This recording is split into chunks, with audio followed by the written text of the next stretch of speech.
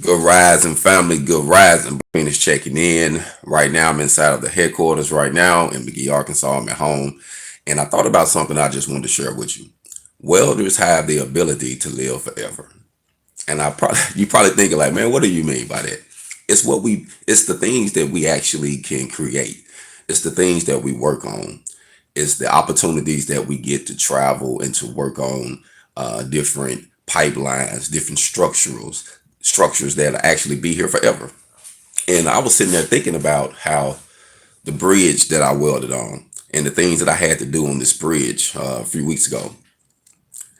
The guy said that this bridge is created to live 75 years. 75 years. I'm 41 years old now. You know, I don't think I'm going to be here 75 years. So it's going to outlive me.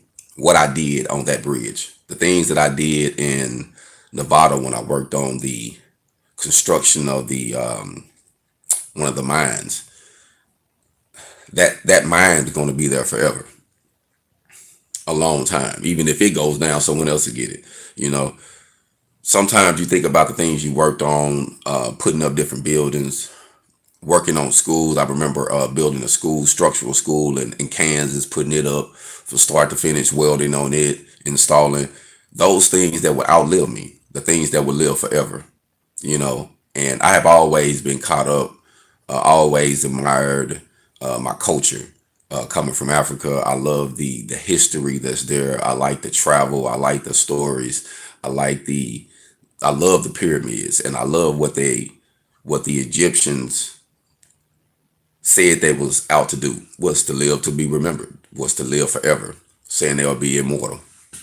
And it wasn't this in this lifetime because we all know, family, we all know that it's gonna come a time where we don't have to pass. We're not gonna be here forever. But we can leave something behind, family. We can create something.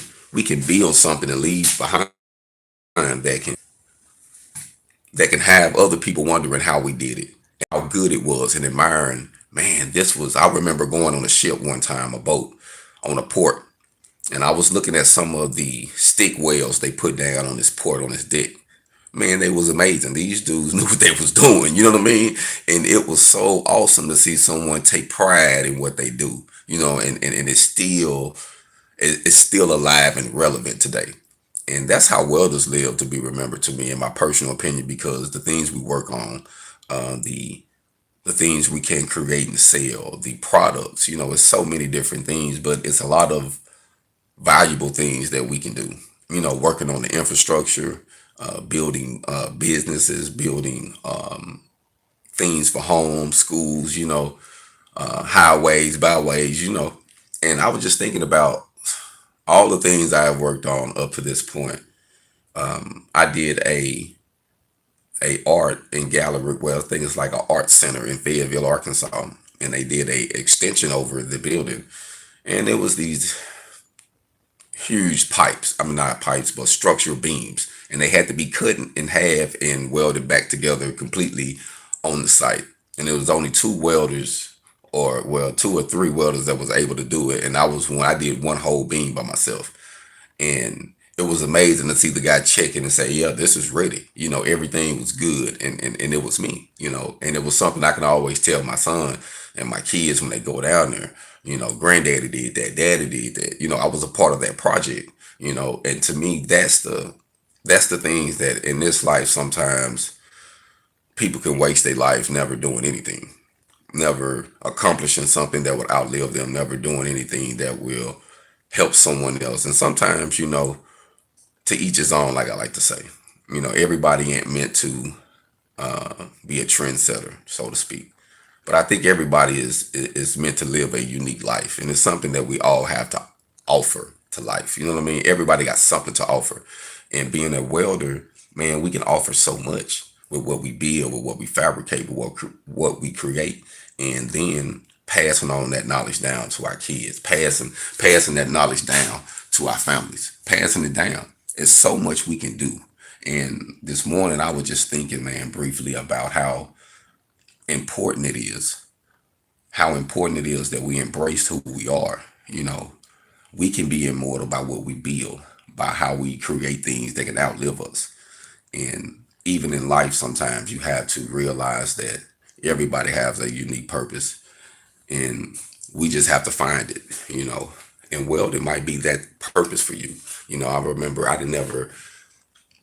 never knew I was into it. I never knew that this was what I would create a career out of. But my mom seen something. And by me always being a creator and then learning how to bind metal and fuse metal together and build things and create things, it took my imagination to a whole nother level, because then it gave me no limitations. And I feel as welders, we have no limitations. And being able to build things, being able to travel and say, you know what, things weren't working real good in this side of the country, I'm gonna go over here and build something. You can do that as a welder. I have done it. I have welded from South Carolina to Washington State, and traveling between those places taught me that everybody is different. Each state is like its own individual country, literally. You might be in one state that is great, that it got some more freedom and to cross over the line, and you can't do none of the stuff you did over there. You will go to jail. You know what I mean? Like, it's different everywhere. So find your piece as a welder. Find wherever it is that you need to be at to create, to be productive, to live, to be remembered. And go there. Do your thing. And just remember that it's based on what you want to do. But as a welder, family, you don't have no limitations. I have to say that you have no limitations, and the ability that we have is unreal. Even in this process right here, this MIG welding process is a process that a lot of young men can get this process and take their lives to another level. I witnessed some young men take their lives to another level with MIG welding. And this is in 3 positions: vertical down, flat, and overhead. If you can get those 3 positions down, family, learning how to MIG, learning how to flux core, learning how to post arc, learning how to post MIG, there's so much you can do with this process. So much you can do. But we have to be willing to jump off the porch. Sometimes I think we're scared of certain things, scared of what someone say, feeling we have to do this, listening to the system saying we got to do that, when all we have to do is literally reach out to someone who's actually doing it and say, hey man, I want to get into this. You'd be surprised the information you would get if you just knock on a couple doors. But this MIG welding process, I want to blend in on this. See, it shows you what you're looking for, and then it shows you incorrect, what you're doing to cause this. And that's the cool thing about the process, and the cool thing about this poster actually, because a lot of people just don't know it's simple things like your angle, the push angle, to push it. You see that? It's simple things that we don't know.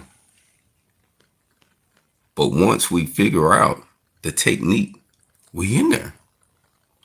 We in there, family. So I think sometimes we have to think outside of the box and be willing to educate ourselves, and knowing as welders, we have the ability to live forever. We have the ability to do anything we want to do if we put our mind to it. HogOn.